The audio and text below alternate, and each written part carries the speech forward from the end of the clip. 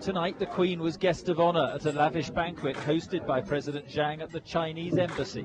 But outside, the protests continue. Protests which it's now becoming clear are annoying the Chinese visitors. This is the incident filmed by ITN which particularly troubled President Zhang. A man leaps in front of his car as it leaves Downing Street. It is the closest any demonstrator has got to the Chinese leader so far. The slow motion shows how the president had a clear view of the incident as the police pounced on the pro-Tibet campaigner. And tonight, Chinese officials said the British authorities should have prevented such embarrassing scenes. The British side has taken necessary measures in addressing this issue, but it is also our view that some of those interruptive factors should have been avoided.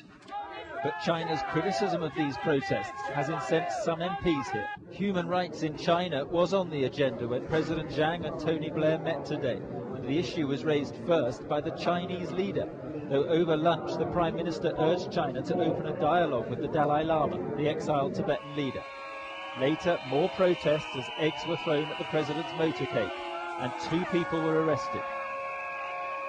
But Downing Street is emphasising tonight that Mr Zhang is happy with his visit so far.